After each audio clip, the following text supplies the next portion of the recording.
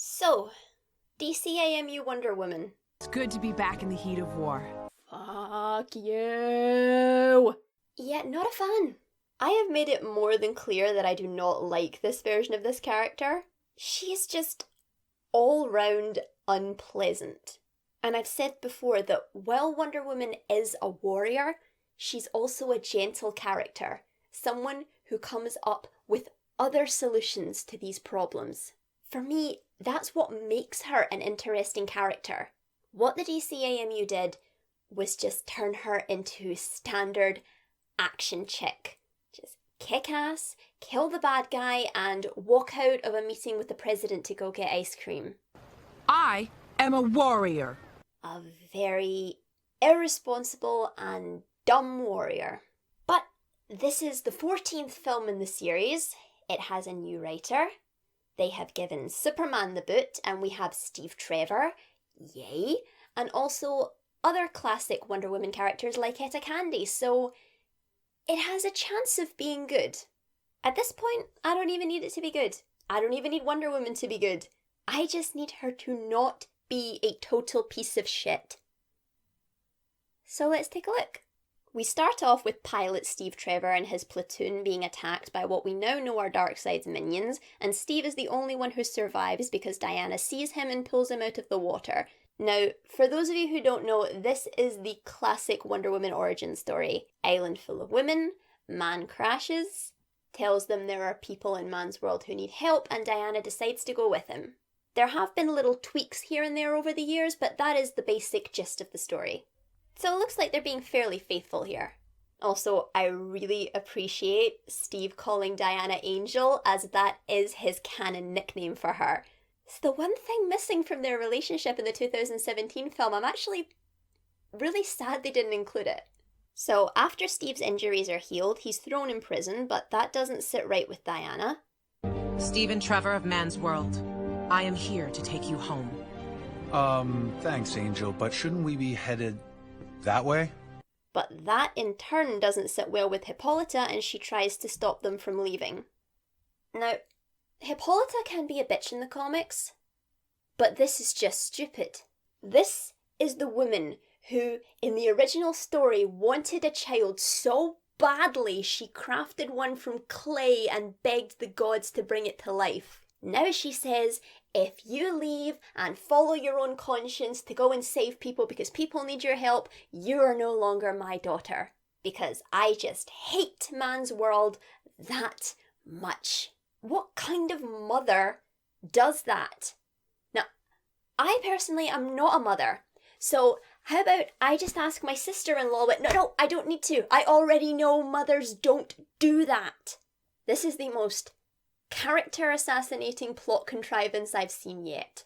So Hippolyta goes off in a huff because Diana wants to save lives, and Steve and Diana head to man's world with Steve promising her that she won't be alone. And that is something I think this film did tremendously well.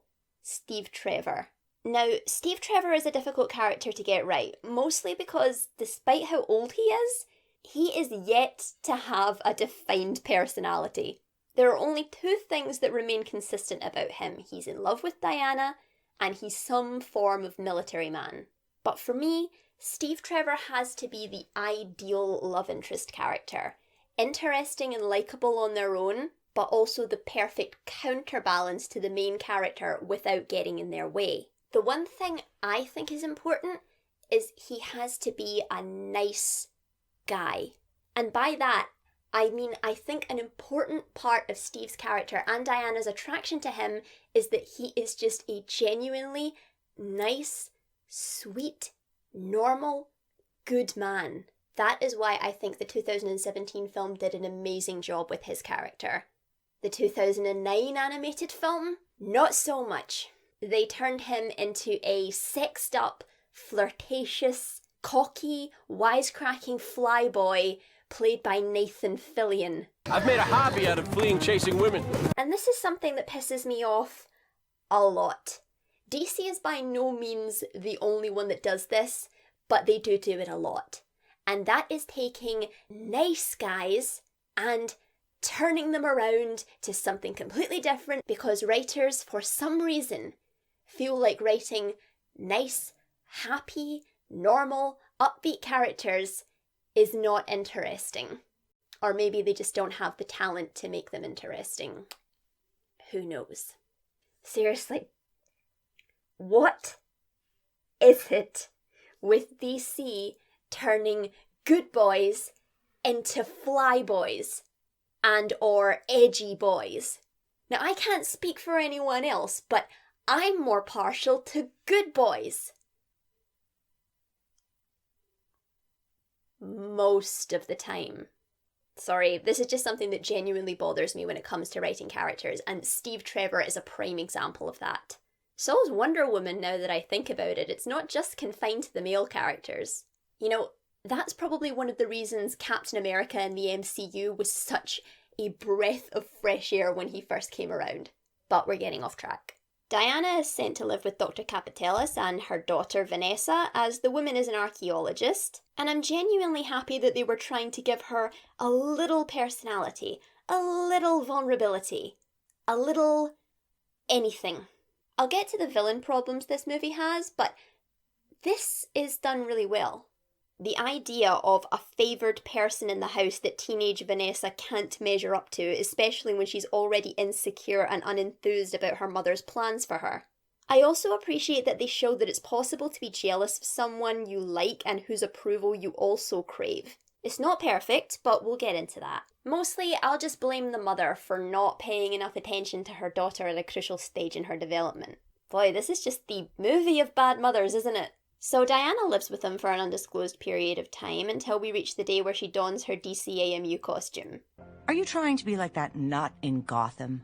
Nut in Gotham. You are going to have to be infinitely more specific there. It's like saying I went to the supermarket and got a vegetable from the vegetable aisle. And once again, the mother is being far more supportive of Diana than her own daughter. In addition to doing Steve well, they got a pretty decent relationship between him and Diana. They work well together, they have decent banter. Hi! Whoever you're punching in the face right now, can you do it a little faster? I need you at the hall. I always forget how funny you are. And Steve, above all else, is emotional support for her. They manage to balance him stepping in when she's overwhelmed without undermining her, like any great partner does. So anyway, the good doctor shows up, telling Diana that Vanessa has run away and wants to sell stolen artifacts to a nefarious buyer, and asks Diana to help. Help me get my daughter back. Maybe if you had worked harder on getting your daughter back, you wouldn't be in this mess, but I'm not spiteful. I don't even know her anymore. I mean, it sounds like you didn't ever really know her. Okay, maybe I'm a little bit spiteful. So we jump to Vanessa trying to sell the valuable artifacts, and this is where we encounter the movie's first big problem. Too many villains.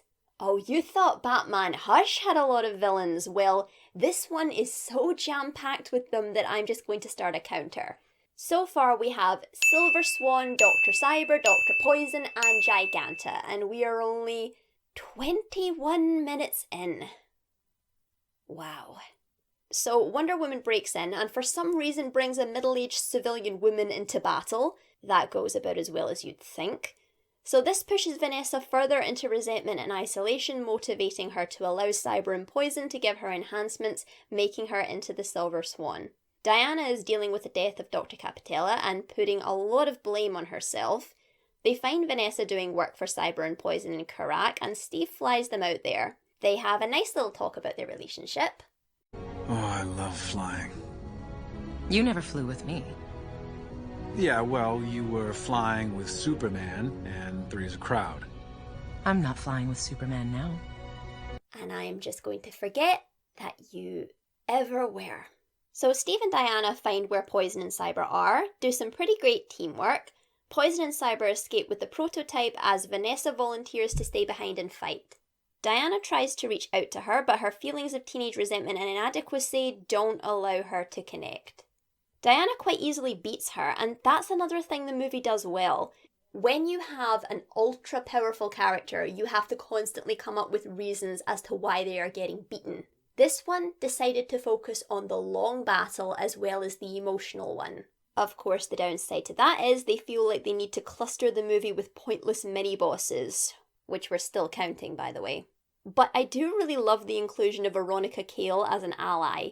This is what Lex Luthor should have been in the DCAMU. Cool, collected, intelligent, and with her own morals, but with a bit of a chip on her shoulder about heroes. Never dreamed someone as illustrious as yourself would grace my door. She is a very recent but welcome addition to the Wonder Woman comics, and I really do like this character. It's really good to see her here. She explains that Vanessa has a techno-organic virus that's slowly eating her alive. Diana says they need to find Themyscira so they can get Amazon tech to heal her.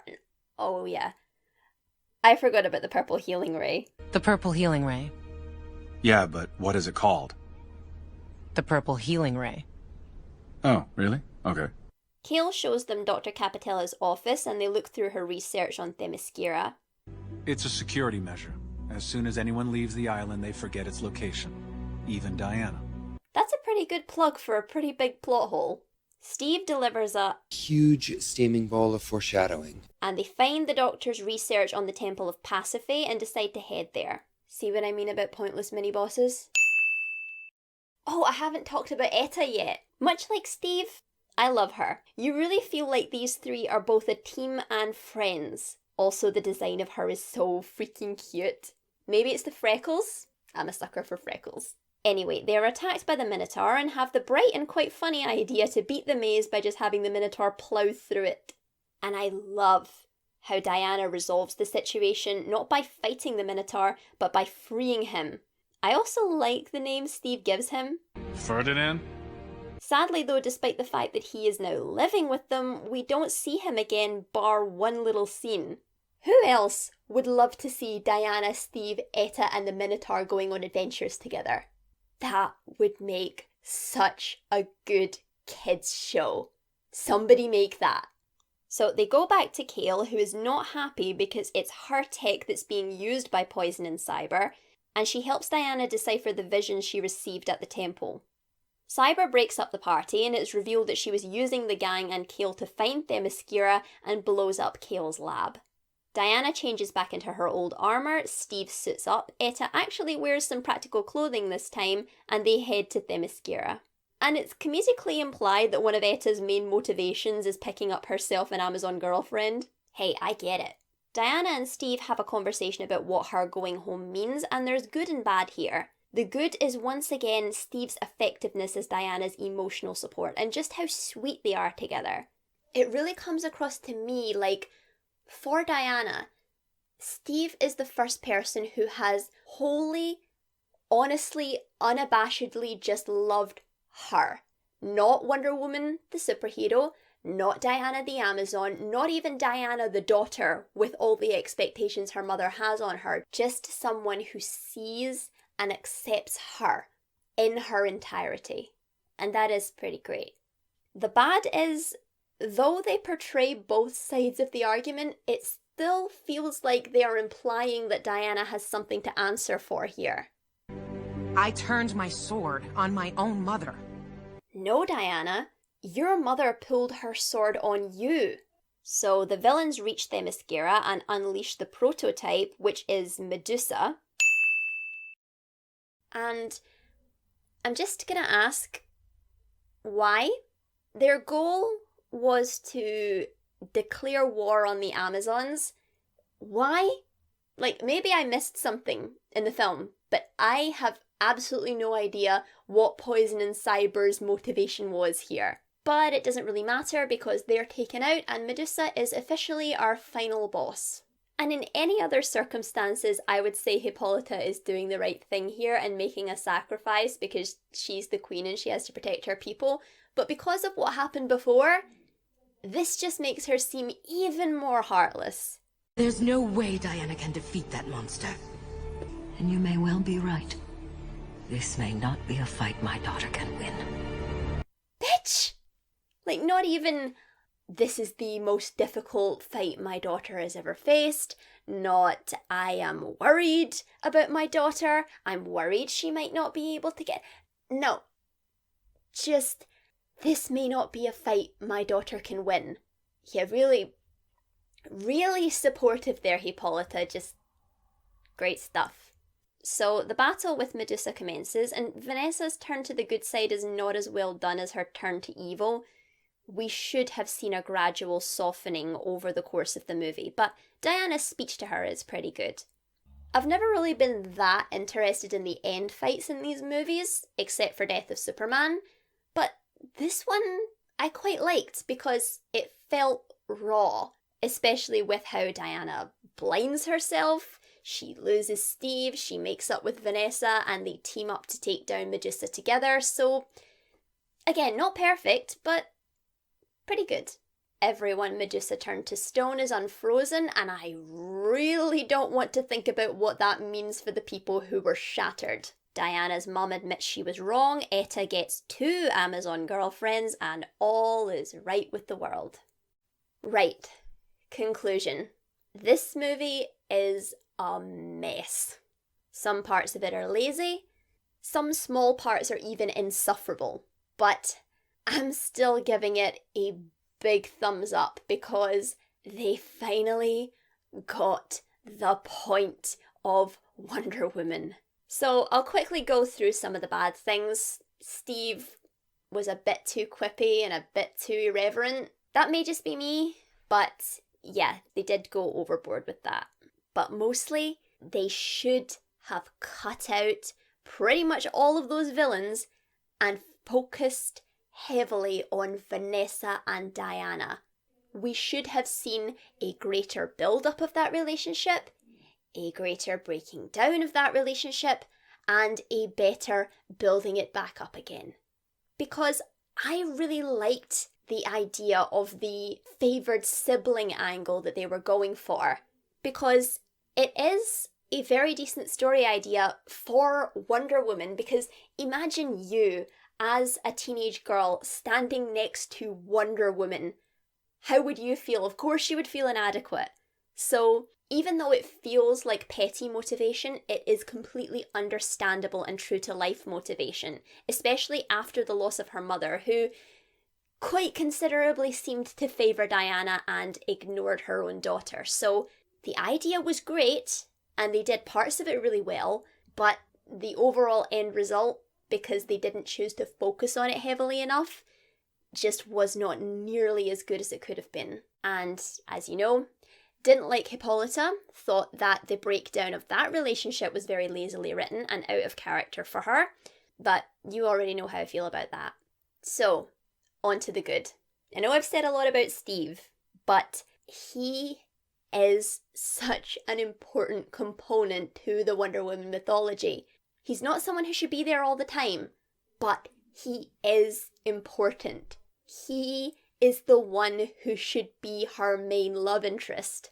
And in terms of the character, even though he doesn't have a defined personality, I thought they got the important aspects of him so well. Because if you think about it, he is impressive all on his own. The only reason he doesn't come across as impressive is because he's constantly standing next to Wonder Woman. I mean, think about it. He is a pilot, not an easy thing to be. He is a colonel. He is an intelligence officer. He is brave. He is handsome. He's intelligent. And also someone who can support Wonder Woman both emotionally and physically. Because if you take that scene where they are going through the Karaki compound, she can just plow ahead because she knows he's there watching her back. Of course she could do this all by herself, of course she could. But, why should she? So yeah, for the last time, that is why Steve Trevor is Wonder Woman's love interest, not Superman. And I am sick and tired of that argument saying, oh, she is a super strong woman, so she has to have a super strong man standing next to her. She couldn't have a normal man. Why? Please tell me that. Why? And if you want to bring up the sex argument, which I hear a lot, and I don't like, but let's just humour it, they say, oh, how could anyone other than Superman satisfy her that way? Well, I think if you look on the internet and you look up Wonder Woman's weaknesses, you'll find she has a weakness to piercing weapons. make of that what you will. And that is the last time you will hear me bitch about Wonder Woman and Superman in this series. I can't promise you'll never hear me bitch about them again, but in this series, it's the last time. And most importantly, they drop the I am a warrior thing. They turn her into a kind, intelligent, conscientious warrior who just wants to make a difference in the world. So congratulations, DCAMU. It took you 8 movies, but you finally got Wonder Woman right. So this may not have been as entertaining as some of my more rage-filled reviews or even my more exasperated ones, but this film was good. Not great, not amazing, just decent. And we are one movie from the end. Oh boy, oh boy. Now, I remember loving Apocalypse when it first came out, but I also do remember a fair number of negative reactions from people. So please, please, please let us end on a high note. Please. Like and subscribe, thanks.